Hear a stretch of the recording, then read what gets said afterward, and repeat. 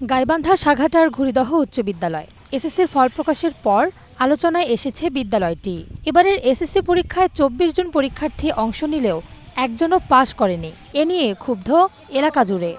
প্রতিষ্ঠান থেকে এতগুলো স্টুডেন্ট ফেল করছে, এটা তো যাই হোক শিক্ষকদের জন্য একটা লজ্জাজনক ব্যাপার, এন্ড আমাদের জন্য। ছাত্র নিয়মিত আসে ক্লাস করে, এবার চাপ দিয়ে ছাত্রকে আনতে হবে, এবং শিক্ষককেও পরিশ্রম করতে হবে। যারা আসবে না ছাত্রকে বাড়ি থেকে গার্জেনে বুঝে নিয়ে আসতে হবে।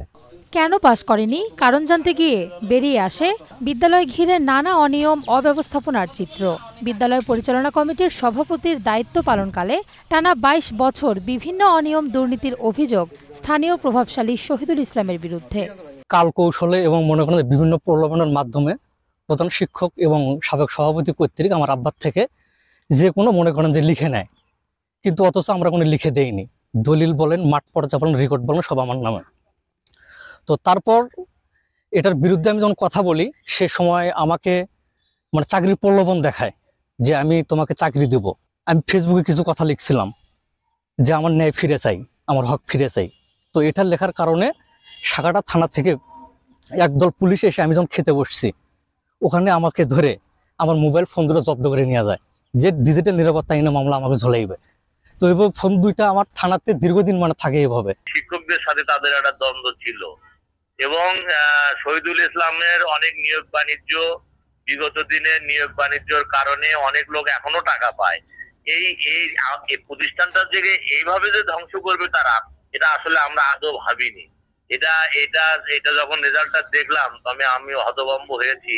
স্থানীয়দের অভিযোগ, টানা প্রায় ১.৫ বছর ধরে বিদ্যালয়ে অনুপস্থিত থেকেও বেতন ভাতা নিচ্ছেন বিদ্যালয়টির ইংরেজি বিষয়ের শিক্ষক আনিসুর রহমান।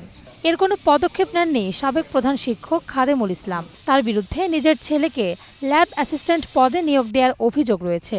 তবে এসবের দায় নিতে নারাজ বিদ্যালয় পরিচালনা কমিটির বর্তমান সভাপতি ও প্রধান শিক্ষক। এ যাবত হয় নাই, এই সময় এসে কেন যে এভাবে হলো সেটা তো আমরাও মর্মাহত। আমি খুব মর্মাহত। আমার শিক্ষার্থীরা, আমরা পাঠদান ভালোই দিয়েছিলাম, শিখাইছিলাম, কিন্তু ওরা পরীক্ষা দিতে যে কি সমস্যায় পড়ছিল, কি হয়েছিল, কিভাবে এই রেজাল্টটা খারাপ করলো, সেজন্য আমরা খুবই মর্মাহত বা দুঃখিত। নবম দশম শ্রেণীর থেকে নার্সিং করা হয়। এই লার্নিং নার্সিং যদি ঠিক না হয়, তাহলে তার প্রভাব যায় এসএসসি পরীক্ষাতে পড়ে। আমার মনে হয় যে কোথাও কোনো গ্যাপ ছিল লার্নিং এ। বিদ্যালয়টিতে বর্তমানে ১২ জন শিক্ষক ও ৫ জন কর্মচারী কর্মরত রয়েছেন। Ishrat Lubna, star news.